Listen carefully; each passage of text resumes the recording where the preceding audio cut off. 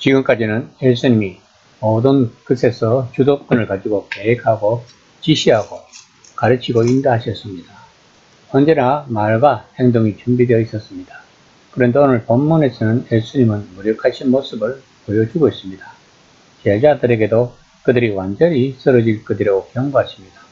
본문에서는 예수님이 공포와 졸던 제자들이 느낀 당황스러움에서 인간적 감정이 그대로 느껴집니다.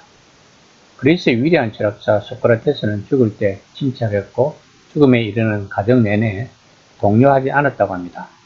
그의 제자들은 비록 제정신이 아닐 정도로 습했지만 마지막까지 그가 일관되게 가르친 것, 그가 냉정하게 내뱉은 마지막 연설을 기억했다고 합니다. 그러나 본문을 통해서 본 예수님의 경우는 달랐습니다. 이 이야기는 그리스식 영웅담도 아니고 전형적인 유대교 순교자의 이야기도 아닙니다. 어디에도 비교할 수 없는 독특한 이야기입니다. 그 이야기 속으로 들어가야만 그 인간적 깊이와 그에 따른 신학적 깊이도 이해할 수 있을 것입니다. 오늘 본문 또한 샌드위치 방식의 말씀입니다. 가운데 장면은 공포에 사로잡힌 예수님이 다른 길을 제시해 달라고 동산에서 기도하시는 장면입니다. 그리고 앞쪽에는 예수님이 제자들과 나누는 대화가 있습니다. 예수님은 모든 제자가 자기를 버릴 것이라고 말씀하십니다. 그리고 다른 쪽은 예수님이 체포되시는 장면입니다. 14장 27에서 28절입니다. 예수께서 제자들에게 이르시되 너희가 다 나를 버리리라. 이는 기록된 바 내가 목자를 치리니 양들이 흩어지리라 하였습니다. 그러나 내가 살아난 후에 너희보다 먼저 갈릴리로 가리라.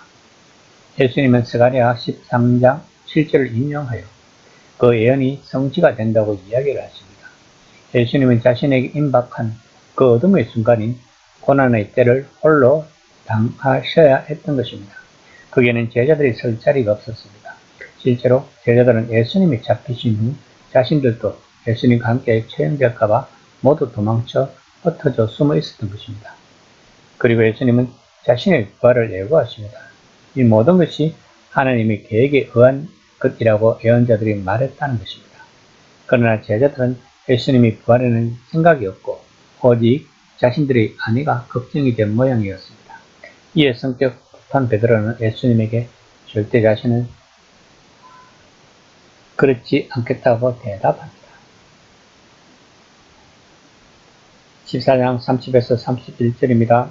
예수께서 이르시되 내가 진실로 내게 이르노니 오늘 이 밤 닭이 2번 울기 전에 내가 3번 나를 부인하리라.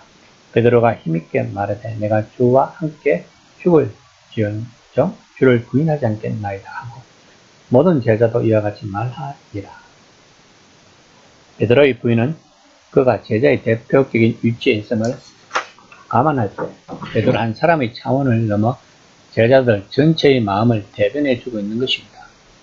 베드로의 그 자신감은 다음날 새벽까지 남아있지 않았다는 것을 우리들은 성경을 통해 잘 알고 있습니다.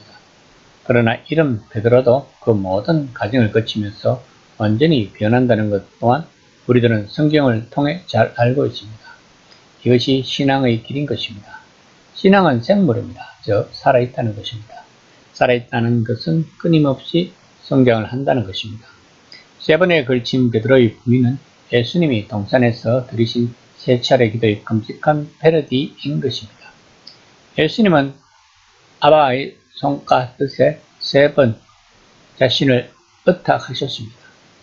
그런데 예수님의 오른팔 베드로는 3번 예수님을 부인할 것입니다. 예수님은 다른 제자들은 남겨두고 베드로와 야고보와 요한을 데리고 겟세마네 동산에 기도하러 올라가십니다. 14장 34에서 36절입니다. 말씀하시되 내 마음이 심히 고민하게 죽게 되었으니 너희는 여기 머물러 깨어있으라 하시고 조금 나아가서 땅에 엎드려 열 수 있는 대로 이때까지 자기에게서 지나가기를 구하여 이르시다. 아버지여 아버지께서는 모든 것이 가능하오니 이 잔을 내게서 옮기시옵소서. 그러나 나의 원대로 마시옵고 아버지의 원대로 하옵소서 하시고 예수님의 기도는 앞서서 하나님은 모든 일이 가능하시다고 제자들에게 가르치신 진리의 기초에서 드린 기도였습니다. 본문에서도 예수님은 시편을 이용해서 자신의 고뇌를 표현합니다. 시편 42장 5절 말씀입니다. 내용은 어찌하여 그렇게도 낙심하여 어찌하여 그렇게도 괴로워하느냐. 예수님은 이렇게나 간절히 기도를 하시는데 제자들은 자고 있는 것을 보고 나무라십니다. 14장 41에서 42절입니다.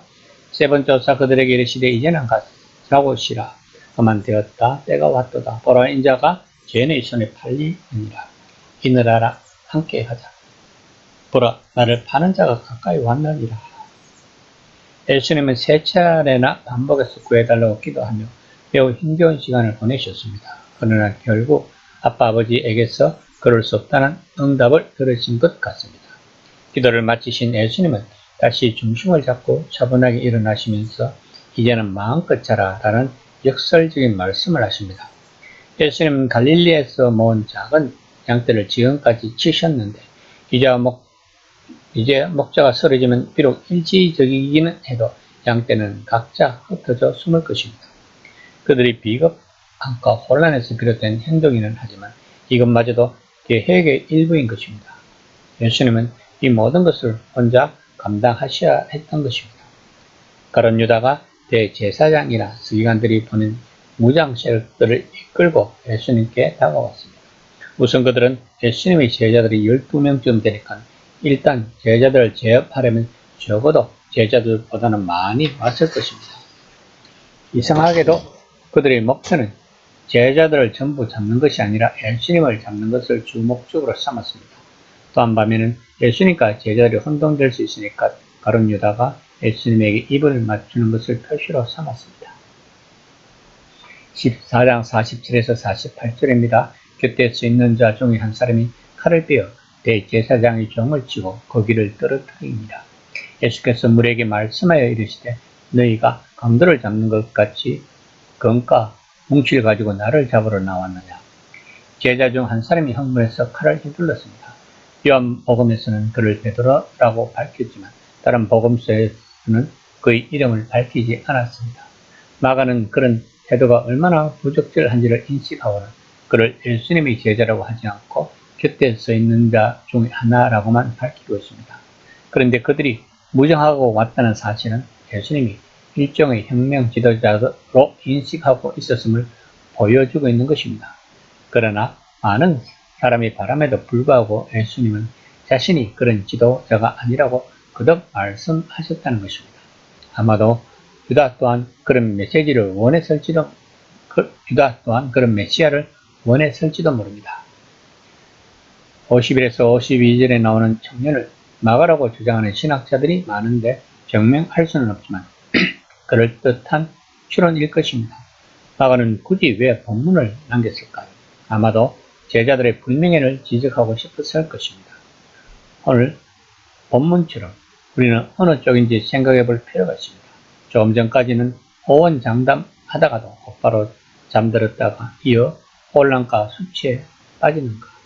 우리 계획이나 기대에 어긋나면 예수님을 언제나 배신할 것인가? 아니면 동산에서 예수님과 함께 끼어서 고뇌에 찬 그분의 기도에 동참할 수 있는가? 이 시간 나는 과연 어디에 속하는가를 한번 생각해 보는 시간이 되었습니다.